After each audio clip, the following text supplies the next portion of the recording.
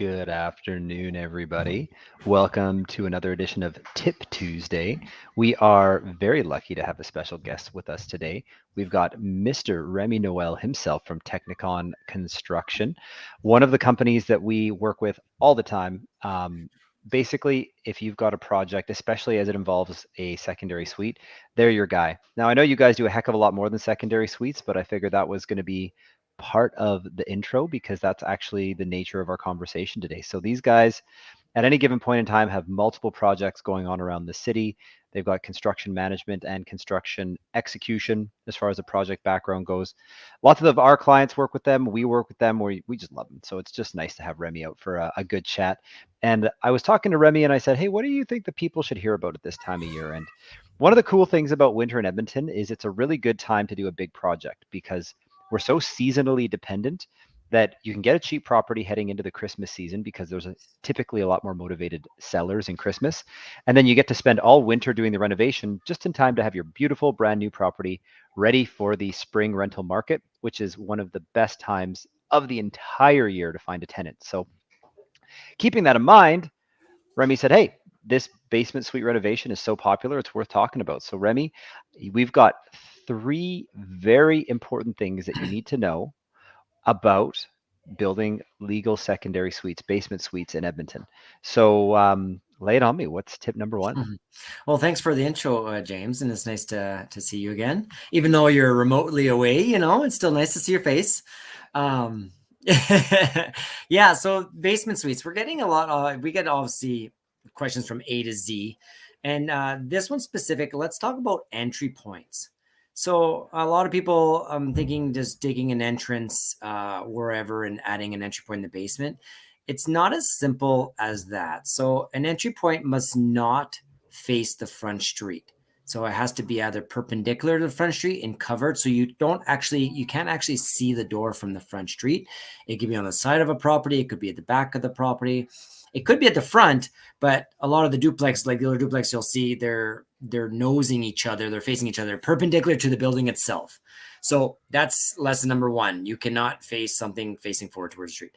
Lesson number two is those actually, there has to be a drain system outside of the basement suite. So if there's stairs going down, you'd actually need a drain that drains into the system for that. So just, depending on where your sewer stack and how the house is plumbed.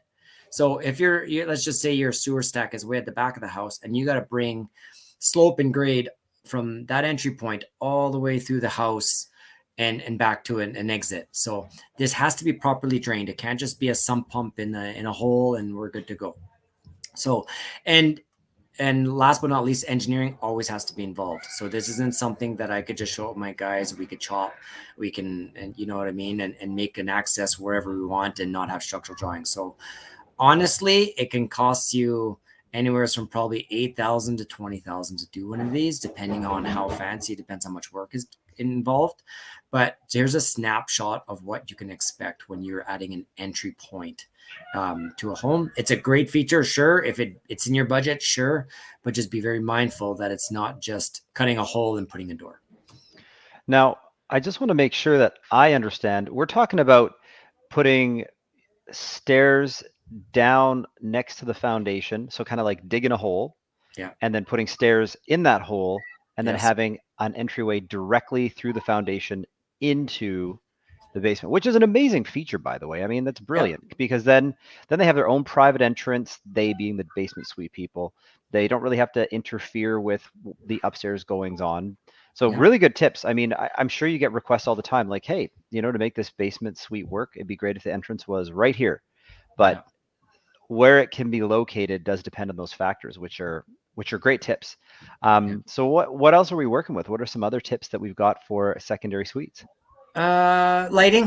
We're seeing anywhere you can, if you're able to poke an extra window somewhere in the kitchen area, I'm finding Mm-hmm. that's adding a lot of value, whether in my own personal rentals or whether I'm seeing somebody else's. Sometimes you don't have that feature, but definitely adding more lighting than needed is key. That's why we try to do as much pot lights as possible, fixtures in the bedrooms, but wherever you can add some pot lights in the living room and in the kitchen, sure raises the ceiling almost a little bit. Mm-hmm. Um, Yeah, just adding some extra. I'm seeing some people asking for curtains or blinds or something like that, like extra window covering. It does make a place look good when you go to show and rent. Is it something we could take care of? Sure. Is it something that you could take care of? Sure. Yeah, and just closet space. That's a big one. We're trying to build closets as big as comfortable as possible, and not have not feel like every room is a little bit bigger than it needs to be. Hmm. Hmm. A little more storage. Well, I'm hearing you loud and clear. Lighting is so important. I mean, it's a basement. It's already going to be, at a disadvantage for the amount of light that can just physically get through the windows. And people know they're in a basement. So whatever we can do to make it feel less basementy is a Yeah. good thing. And a little light goes a long way, especially if it happens to be a basement where it's just not physically possible to put in big windows. Rows on rows of pot lights, just providing really nice, powerful, natural tone light opens the space up. I completely agree. And same with the creature comforts. People have stuff when they're in a suite, they're already going to have storage at a premium. So if you can add a little bit more closet space to help out the people who are living there in terms of a place to put their important stuff, brilliant idea. Brilliant idea. So great tips. And for everybody listening in, if you're thinking about creating a basement suite, this stuff matters. There's a lot of similar inventory in Edmonton. Renovating legal secondary suites is a fairly common investment strategy. And so when you've got a tenant that's shopping 3 or 4 or 5 places, um, the little details make all the difference in terms of your suite getting picked first in a rental market. So really, really good insight, Remy. I really appreciate that. Do you No have worries. one final tip to take the people home today? Oh my goodness. One final tip. Have fun with it. I don't know if you can get even a consultation for design or something like that and get somebody to kind of give you some ideas. We could work with some of those ideas real easy. A proper layout, an efficient layout by somebody that's doing this to add a little bit of touch. Perfect. It'll get it Awesome. rented easier for the long haul. You'll get better tenants. Yeah, a little bit of touch goes a long ways. You know what? That's also a really good tip. And I've seen this in a lot of different projects where a little bit of bling, just a little bit of creativity goes a long way.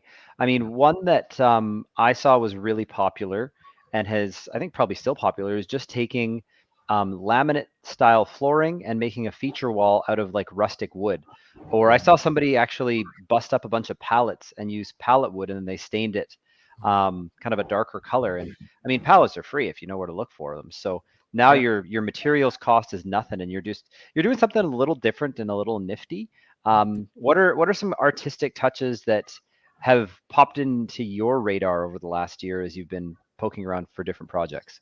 We Easy like ones, cheap ones that make an impact. Yeah, we usually actually like to remove some of the closet doors and make your entryway a little bit bigger and ship up the back and do a bench. Mm, So we kind of like that approach. We find yeah. sometimes, there's always obviously doors close things and it hides things, but if you make it more inviting, then it doesn't seem like it's such a clutter. Yeah, the sit-in bench inside. Yeah, I've seen that in a lot of show homes too, in mudrooms and stuff. So Yeah. just that one little simple touch can add function and something unique, and people, it matters. The tenants are going to say, "Hey, look, honey, this is a cool little bench, and we can hang our jackets here in the shiplap. It looks so trendy," Yeah. and it didn't cost too much more to do it. So Yeah. that's why you got to work with the best. Make sure that when you're talking about your basement suite project with Remy, ensure that one of the questions you ask is, what can we do that's a little creative and a little neat? Maybe bring a designer in, because those little touches go a long way in an environment where tenants have choice. And yeah, all great advice. So Remy, I really, really appreciate you popping in for Tip Tuesday, sharing some of this critical information with everybody who's tuning in. And yeah, everybody, we're going to tag Remy. So make sure you drop him a line and talk to him about your next project. Remy, I know we're talking about big projects, but what are some other types of projects people can reach out to you for? So at the moment, we have 5 basement suites in contract at the moment, and then we have 21 apartment suites going on right now. So we are working with one apartment that we have over 16 suites alone, and one where we're completely gutting and changing the profile of the tenant. We've got 5 in another building, and we have 7 in another building. So kind of have some stuff. So we do like those projects. I feel our team it Hmm. could be equipped. We could be in and out. Yeah, they're big projects, and some contractors just won't take that on, and that's something that we're definitely into. if you have a commercial space where you want to build shop, you know what I mean? And I know nowadays with the COVID, you're seeing a slowdown in some of that, but you're starting to see that market pick up again. I don't know if you've seen the Edmonton, or I think it was Alberta or Edmonton, the amount of permits, commercial permits that went in is crazy. So we're in for some good times ahead when you start seeing a lot of permits being pulled. So It's true. Yeah, just we're talking tips about basement suites, but just for everybody who's wondering, hey, how come everywhere else in Canada boomed this year and it seems like Alberta is lagging behind? Well, we're going to play catch up in a big way, and those early indicators are really starting to sizzle. So yeah, I, for one, am looking forward to watching Edmonton catch up to the rest of the country. I mean, for goodness sakes, if St. John's, New Brunswick can have some explosive growth, I think Edmonton's on the queue. So I'm yeah. excited for that. Awesome. Appreciate your time, Remy. Always good to see you, my man.